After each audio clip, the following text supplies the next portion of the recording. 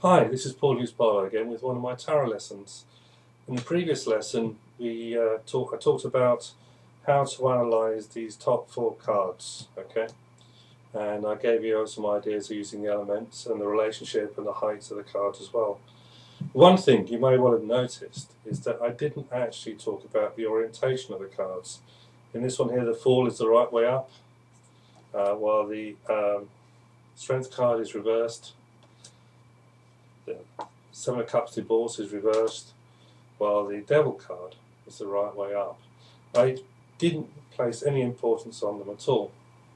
And the reason is that using this system, whether a card is reversed or the right way up is not as important as the relationships between it and the other cards and the elements. It's more important if you're doing a positional spread, because on a positional spread you have just one card on one position.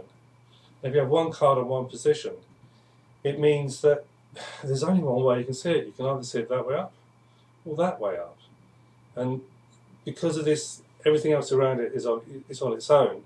This way up or this way up becomes very important because it's the only reference that you have.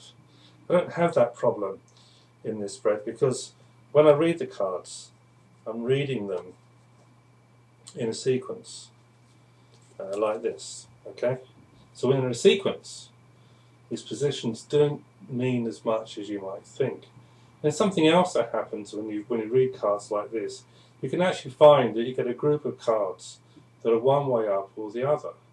And if there's 4 cards or 5 cards all the same orientation, the two or 3 cards in the middle, they're the same orientation.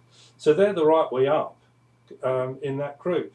And it's a useful way actually of being able to see cards as a group using the upright reversals rather than any other method. In this case, let's have a look. What do we have?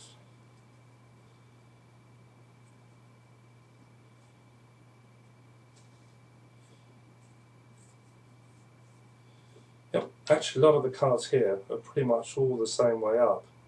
So all these cards you see is grouped together.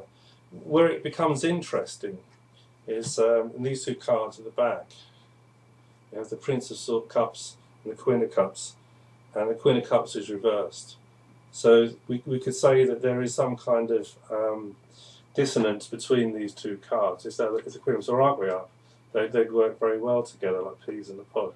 If they're reversed, there's some difficulties. The only way we could tell how those cards are related is by the cards underneath. And in this case, you take these 3 cards then.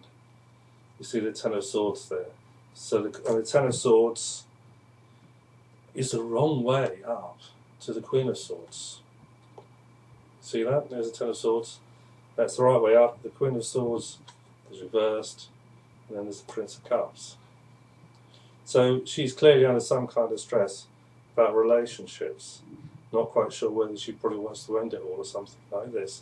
So there's a kind of way of looking at the cards that gives you a lot more freedom about how the cards relate together in terms of groups as of orientation, rather than just a simple reversed or upright.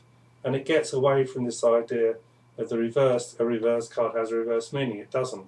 A reverse card simply indicates there's something different about that card that you need to look at in relationship to all the other cards around it.